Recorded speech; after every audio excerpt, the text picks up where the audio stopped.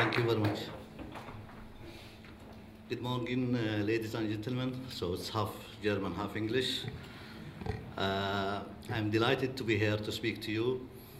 I'm very happy to be in the city of Munich because really my passion to sport and especially football started from Munich, the great World Cup final 1974. And that was the legacy at that time for my generation. And I think it's changed the world of football from all perspectives, from business, from professionalism. But I remember that time we couldn't see it live. We saw it, we watched it maybe a year later. But I still remember it.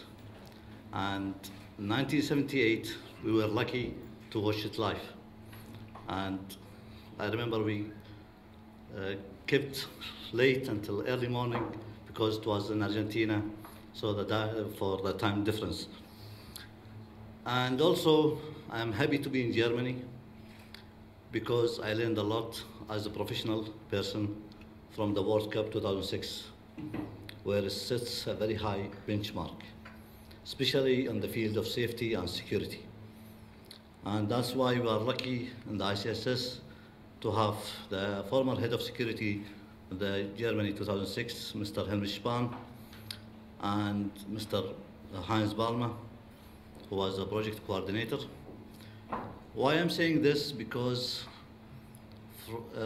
from my point of view, I think 2006 have introduced a new concept for safety and security, new philosophy, where safety and security for the fans becomes a service. And also, it's for the first time, people and the fans felt really secure with less restriction. It's easy to say it, but it's very difficult in practical life. And it is a real challenge for any host nations to provide this concept.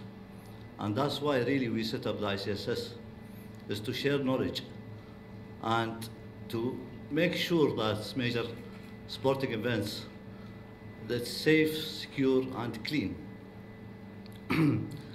So today I'm going to speak about sport under threat. Different sports, different countries, different cultures, all bring with them unique dangers and challenges. Safety and security threats, corruption, the dangers are ever present in the world of modern sport. We see this every day as more and more events make the headlines. These dangers are manifested in a wide variety of ways across many different jurisdictions. Sport is required to overcome these, but it cannot do it alone.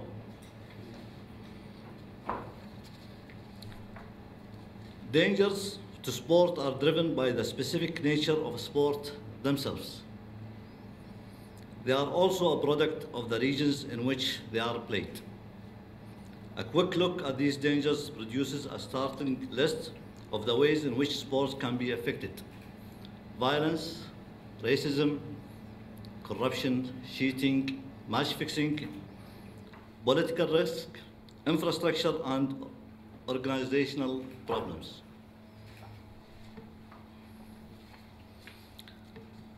There have been recent high-profile examples of all these in Egypt, Tunisia, West Europe, by far not excluding Germany. And that's why the ICSS have signed an agreement with the Institute for Fan Cultures in Germany, and we are proud of this, to exchange knowledge, and we can share really the fan violence from different regions.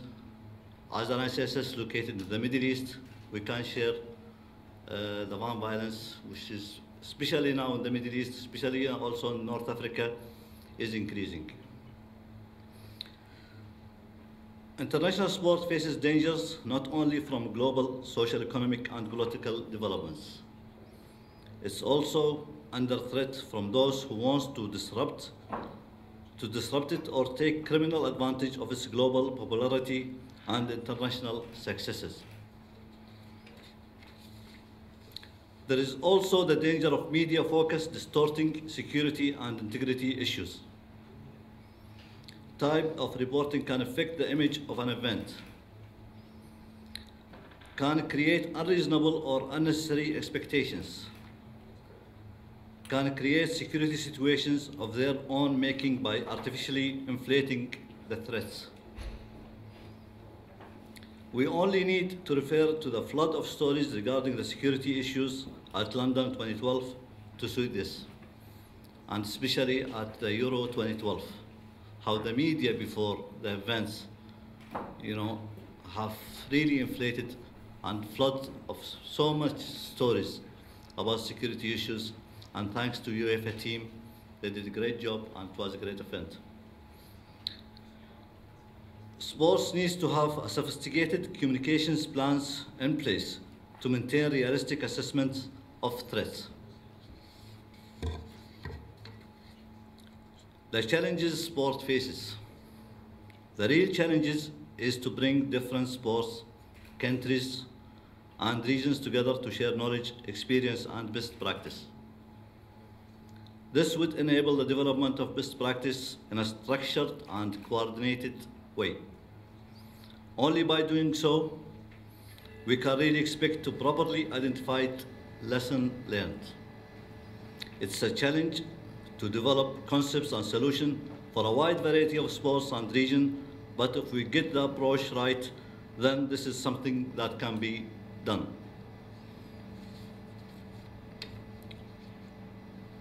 One critical challenge is the way sport engages with each other's interested parties.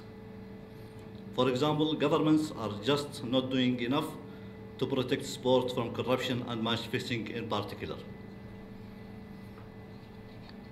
And as ICSS, we've engaged in a partnership with the Sorbonne University for a project, one of its kind in the world, hopefully will lead us to an international convention for match fixing and sport result manipulation.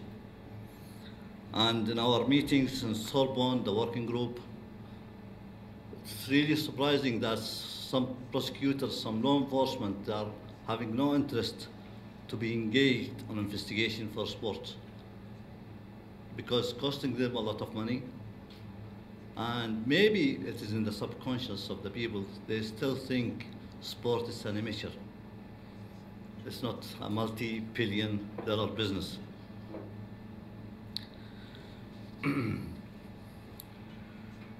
They are not doing enough to protect their ambitious sporting youth from manipulation by organized crime. Governments need to engage with sport and understand the nature of the problem. Also, maybe the problem of some governments not to engage heavily in sport because they want, or sports bodies, they want to be autonomous and they want to be independent. So the challenge now, where the government can engage and intervene, and where sports bodies, the fine border. With a variety of challenges, there is an urgent need for tailored concepts utilizing all the experiences from different sports and regions. Sports needs to have available to it truly international and coordinated professional research and analysis. The ICSS is working hard and investing extensively in arriving at the real truths of these dangers and challenges to sport and to deliver international solutions. The ICSS recognizes this and is trying to lead the way in a building consensus. We are partnering with as many like-minded organizations and people as possible to develop long-term preventive solutions. I would like to end by saying the following.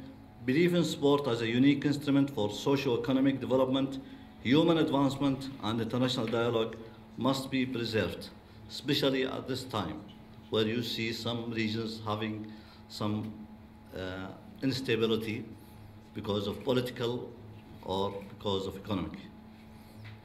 So sport is very powerful tools. We should all expect sport to be safe, secure, and clean from corruption.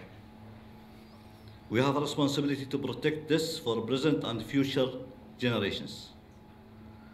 I hope you will be supporters of the ICSS as we strive to achieve this. Thank you very much for your time. Thank you.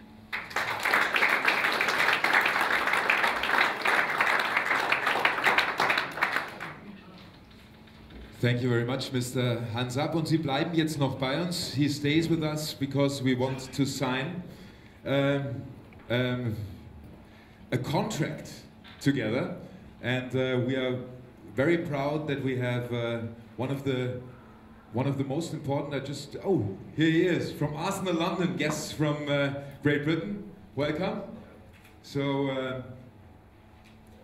das wird eine Unterzeichnung sein, und zwar die Gemeinschaft der europäischen Sportarenen wird gemeinsam mit dem ICSS diesen Vertrag unterzeichnen.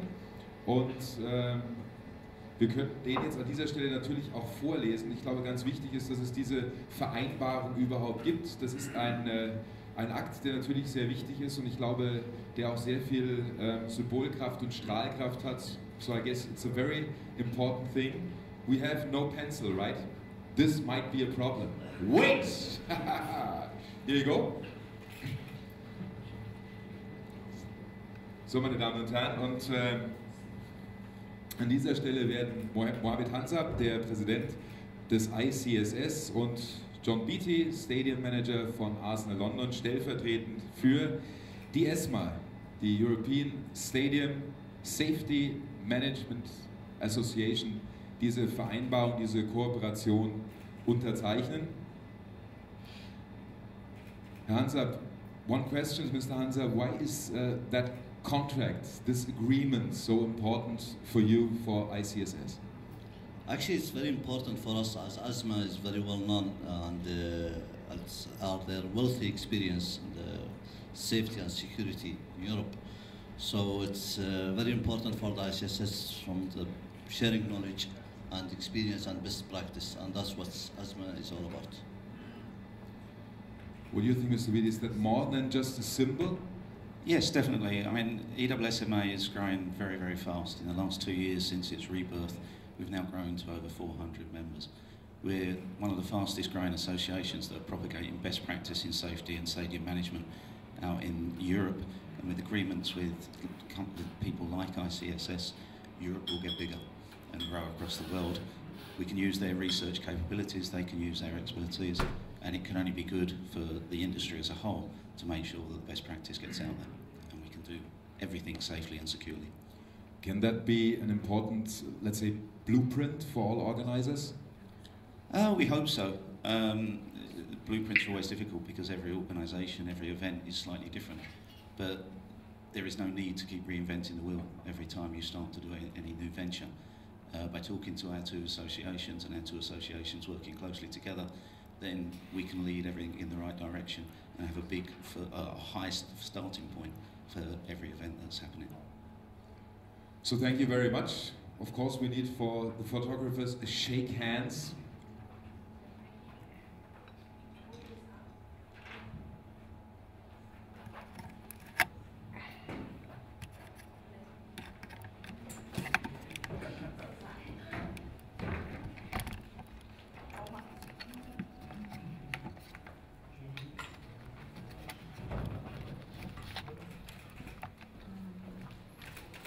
Brauchen wir das dazu auch? Gut, dann nehmen wir das doch. Maybe you can open up this, yes, and then we have both. So, das Schwierigste bei dieser Vertragsunterzeichnung ist, wie so oft, ist das richtige Foto dazu auch hinzubekommen, dass das mit den Inhalten korrespondiert. Aber es sieht ganz hervorragend aus. Thank you.